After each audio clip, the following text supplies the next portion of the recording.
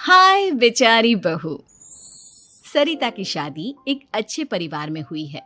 उसका पति रोहन उसे बहुत प्यार करता है। घर में उसकी सास शांति और ननद मीनाक्षी भी है, जो सरिता के किसी काम में दखल अंदाजी नहीं करती।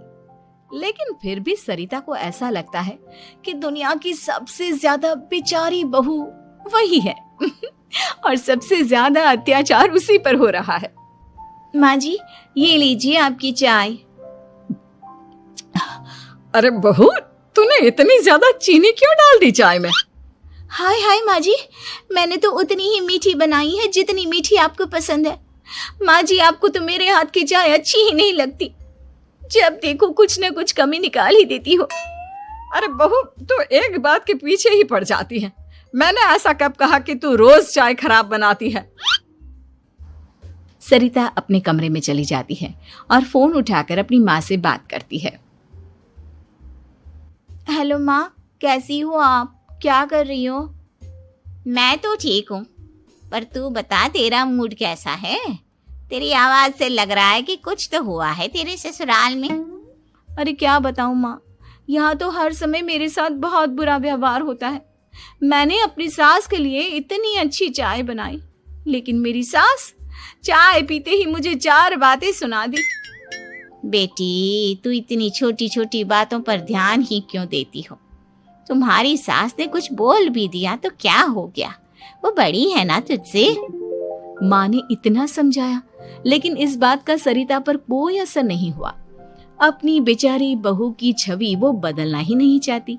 अगली सुबह सब नाश्ते की टेबल पर बैठकर नाश्ता कर रहे थे, तभी सरिता ने अपने पति से कहा, सुनिए जी, मुझे ना आज बाजार से कुछ सामान लेकर आना है। आज आप ऑफिस से आने के बाद मुझे लेकर चलना ना। भाभी, मुझे भी कुछ किताबें खरीदनी है। आप दोनों जा ही रहे हो तो मेरी किताबें भी ले आना। लो, अभी तो बात ही की है बाजार जाने की, तो एक फरमाइश आ गई।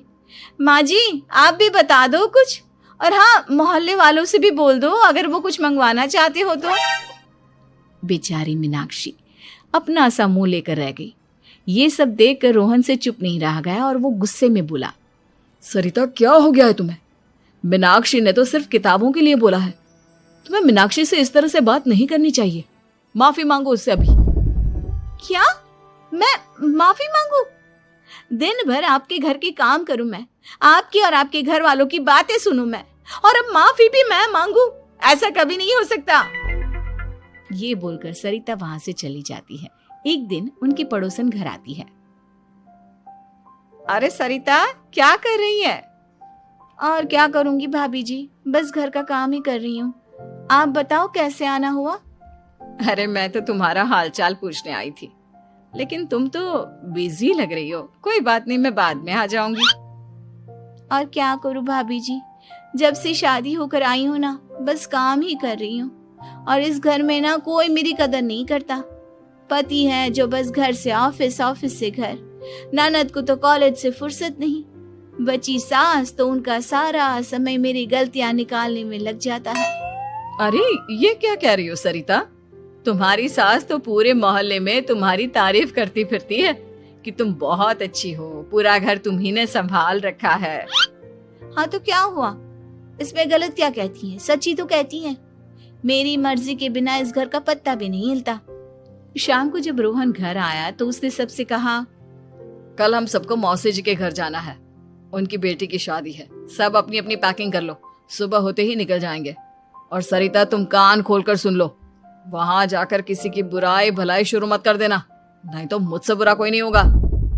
हाय हाय जी, आप तो ऐसे कह रहे हो जैसे मैं सुबह शाम सबकी बुराई करती फिरती हूँ।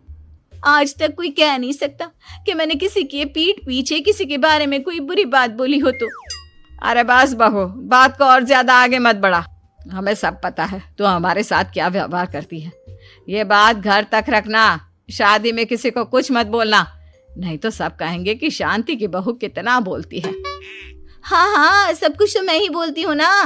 आप लोग तो हर समय फूलों की बारिश करते रहते हो मेरे ऊपर। सारी गलती मेरी है जो मैं इस घर में आई। सबका कितना ध्यान रखती हूँ, लेकिन फिर भी मेरी तो आप लोगों की नजर में कोई कदर ही नहीं है। अगली सुबह सब लोग मौसी जी के घर पर चले जाते हैं। वहां पर शादी का माहौल होता है, सब जगह चहल पहल होती है, बहुत सारे मेहमान आए हैं। सरिता को वहां बहुत अच्छा लग रहा है।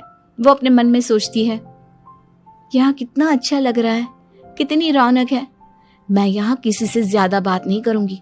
अगर मेरे मुंह से कुछ ऐसा वैसा निकल गया तो रोहन जी तो मुझसे गुस्सा हो जाएंगी। सरिता ये सब सोच ही रही थी कि वहां रोहन की कजिन साक्षी आ गई और सरिता से बोली, आप सरिता भाभी हो ना?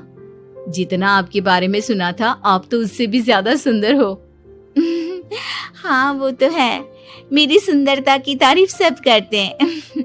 मेरे मायके में तो सब यही बोलते हैं कि रोहन जी की किस्मत बहुत अच्छी है जिन्हें मैं मिली। लेकिन आप कौन है? मैंने आपको पहचाना नहीं। मैं रोहन भैया की कजिन हूँ। आपकी शादी पर नहीं आ पाई थी ना, इसलिए आप मुझसे मिली नहीं कभी। शांति मौसी और मीनाक्षी आपकी बहुत तारीफ करते हैं। क्या कहा तुमने? मेरी तारीफ? कभी नहीं।